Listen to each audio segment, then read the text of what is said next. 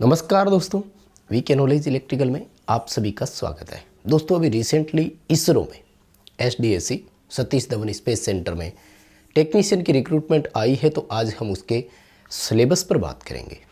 Exam pattern क्या है, ख़ास तौर से सिलेबस में कई बच्चे अभी भी क्लैरिफाई नहीं कर पाए हैं कि किस टॉपिक से कितने क्वेश्चन आते हैं, हम आपको डिटेल से बताएंगे।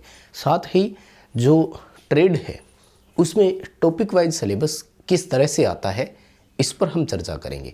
सो कंप्लीट वीडियो लास्ट तक आप ज़रूर देखना। चैनल से पहली बार जुड़े हैं तो चैनल सब्सक्राइब कर लीजिए। हम इसी तरह के अपडेट और न्यूज़ नोटिफिकेशन इस चैनल पर आपको प्रोवाइड करवाते हैं। साथ ही कंपटीशन एग्ज़ाम के लिए आईटीआई आधारित किसी भी भर्ती परीक्षाओं की आप तैयारी कर रहे हो, हम यूट्यूब पर आपको 8 बजे हर दिन क्लास प्रोवाइड करवाते हैं। सो चैनल सब्सक्राइब कर लीजिए। चैनल पर बहुत सारा मटेरियल पहले से भी अवेलेबल है।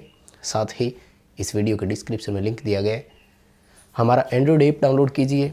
हर मंडे हम ऐप में आपको फ्री प्रैक्टिस टेस्ट प्रोवाइड करवाते हैं, आप उसे अटेंड कर पाएंगे। चलिए बात कर लेते हैं दोस्तों, इसरो में जो टेक्नीशियन बी पोस्ट आती है उसका सिलेबस कैसा है। देखो, रिसेंटली मैं आपको सबसे पहले तो ओवरऑल बता देता हूँ क्या रहता है, फिर इलेक्ट्रीशियन वाले बच्चों के लिए मैं आपको यहाँ पर टॉपिक भी बताऊंगा जिनमें से क्वेश्चन आता है। फर्स्ट ऑफ ऑल देखो, एग्ज़ाम का पैटर्न क्या रहेगा, सबको पता है 80 क्वेश्चन आएंगे। मल्टीपल चॉइस क्वेश्चन बोलते हैं, यानी आपको 4 ऑप्शंस इसके लिए अल्टरनेट मिलेंगे जिनका आपको सही विकल्प का चूज करना है। इसके लिए आपको 90 मिनट का समय मिलेगा, यानी 1.5 घंटे का समय मिलेगा। कंपटीशन एग्ज़ाम में देखो, मैं हमेशा से मानता आया हूँ कि यदि एक क्वेश्चन को हल करने के लिए हमें 1 मिनट या इससे ज़्यादा का समय मिलता है तो वो ठीक ठाक होता है। क्योंकि जैसे Delhi metro, UP PCL TG2, UP RNL TG2 की बात करें तो एक तो ये बड़े पेपर होते हैं, दूसरा इनमें एक क्वेश्चन को हल करने के लिए आपको मात्र 48 सेकंड के आसपास ही मिलते हैं। तो उस कंपैरिजन में तो ये काफ़ी शानदार समय मानूंगा मैं, यानी 80 क्वेश्चन के लिए 90 मिनट का समय मिल रहा है, ठीक ही बात है। 1 नंबर का एक क्वेश्चन होगा, यानी सही करने पर मिलेगा, और 1/3 की यहाँ पर नेगेटिव मार्किंग है।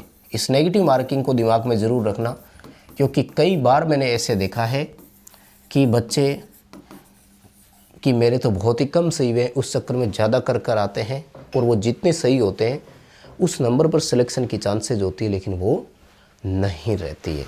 तो कहीं ना कहीं आप इस तरह की मिसगाइडेंस मत ले लेना। स्पष्ट इतनी बातें तो नोटिफिकेशन में लिखी हुई थी, अब अलग क्या है हम उस पर बात करते हैं। देखो, ये जो 80 क्वेश्चन आएंगे ना, बच्चों के दिमाग में यही है कि इस 80 क्वेश्चन में क्या क्या रहने वाला है। तो मैं आपको बता दूं, मोस्टली इसरो ने, और इसी सतीश धवन की ही मैं बात कर लेता हूं, तो अभी एक पेपर हुआ था रिसेंटली 4 जून 2022 को मेरे पास पेपर है, मैं आपको उसका एनालिसिस करवाऊंगा। उससे पहले एक पेपर हुआ था, लगभग मुझे डेट ये एग्जैक्ट याद नहीं है, अप्रैल 2018 थी, इतना याद है, शायद 16 अप्रैल ही थी। इसी सतीश धवन ने लिया हुआ है। 16 अप्रैल वाले पेपर में 2018 में इन्होंने 50 क्वेश्चन दिए थे, और इसमें इन्होंने 80 क्वेश्चन दिए थे, यानी 50 और 80 में कन्फ्यूजन तो अब आपको रखना ही नहीं है 50 और 80 में, क्योंकि इस बार तो नोटिफिकेशन में साफ लिख दिया है कि 80 क्वेश्चन आए। अब मैं ये बताना क्या चाह रहा हूँ, जनरली जैसे विक्रम साराभाई स्पेस सेंटर और वो प्रोपल्सन वाला जितने भी है, तिरुवनंतपुरम, बेंगलोर वाला जितना भी है, अलग अलग है ना इसरो के सेंटर, अहमदाबाद, जनरली ये क्या करते थे कि इससे पहले 60 क्वेश्चन भी दिया करते थे, जो एक क्वेश्चन 3 नंबर का हुआ करता था। बहुत सारे पेपर ऐसे हैं जिनको मैंने देखा तो उनमें 80 क्वेश्चन थे। पुराने पेपरों की बात कर रहा हूँ, इस बार क्या होगा उसकी बताऊंगा, और 4 जून को क्या हुआ था वो बताऊंगा। 3 चीज़ें आपके सामने रख रहा हूँ। जनरली 60 क्वेश्चन और 80 क्वेश्चन जब भी आए हैं तो इनमें 4 क्वेश्चन मैथमेटिक्स के डालते थे। ये कितने? 4 क्वेश्चन। इन 4 में भी बड़ा स्पष्ट टॉपिक हुआ करता था, ट्रिकोनोमेट्री, साइन कोस और वो कुछ टॉपिक, मेंसुरेशन, क्षेत्रमिति के कुछ क्वेश्चन, त्रिभुज, आयत और उनमें से, यानी ये मैथ के जो 4 क्वेश्चन आते थे ये सिंपल नहीं हुआ करते थे, नॉर्मल चीज़ें नहीं आती थी, मतलब ठीक है। अभी रिसेंटली जो SDSC Satish Dhawan space centre का 4 जून 2022 को पेपर हुआ था। मेरे पास है, मैं सोल्व करवा चुका हूँ और एक बार डिजिटल बोर्ड पर आपको और सॉल्यूशन करवा दूंगा, थोड़ा सा वेट कर लेना, अभी कंपैरिजन भी करवाएंगे। इसमें कितने दिए थे श्रीमान? इस पेपर में सिर्फ एक क्वेश्चन मैथ का आया था। कितना? एक क्वेश्चन मैथ का आया था। यानी अब मैं बताना ये चाह रहा हूँ आपको, क्योंकि बहुत सारे बच्चे क्या कन्फ्यूजन में है अभी भी, कि ये जो 80 क्वेश्चन आएंगे इनमें टॉपिक कितने रहेंगे। नॉन टेक के नाम पर ना तो रीजनिंग आएगी, ना ही जनरल अवेयरनेस आएगा, ना कोई कंप्यूटर के क्वेश्चन आएंगे। जनरली ये 3-4 चीज़ें जोड़ते हैं, जनरल इंग्लिश और हिंदी में से भी कुछ नहीं आने वाला है। यानी इन 80 क्वेश्चन में आपके 2 पोर्शन रहेंगे, जिसमें एक आपका टेक्निकल का होगा और एक पोर्शन मैथ का होगा। मैथ के क्वेश्चन की कितनी संभावना है? 1 से लेकर 4 क्वेश्चन मैथ के आएंगे बस, मैक्सिमम है 4, नहीं आएंगे। हो सकता है एक ही क्वेश्चन आए और हो सकता है 4 क्वेश्चन भी आ जाए। यानी 76 क्वेश्चन से लेकर के 79 क्वेश्चन तक आपके टेक्निकल क्वेश्चंस आने की पूरी संभावना है। अब मैं एक बार फिर क्लियर कर दूं, यानी अगर आप रीजनिंग और जनरल अवेयरनेस, जनरल नॉलेज या जनरल साइंस के बारे में पूछ रहे हैं तो वो नहीं आएगा। यानी पूरी तरह से डोमिनेटिंग पार्ट है आपका टेक्निकल, पूरी तरह से आपको केवल टेक्निकल बेस पे ही सब कुछ करना है। किसी के टेक्नीशियन का हो, इलेक्ट्रॉनिक्स का हो, इलेक्ट्रिशियन का हो, फिटर का हो, इलेक्ट्रोप्लेटर का हो, यही रेशो रहेगा। यानी 80 क्वेश्चन में से आपको 1 से लेकर के 4 क्वेश्चन तक मैथ के देखने को मिल सकते हैं। बाकी किसी टॉपिक में से कोई क्वेश्चन नहीं आएंगे, ओनली आपके टेक्निकल ही रहेंगे। सो आई होप कि आप चीज़ें समझ गए होंगे। और ये जो 4 जून 2022 को हुआ था, इसमें एक क्वेश्चन खाली मैथ का था, बाकी 79 जो है वो टेक्निकल के ही थे।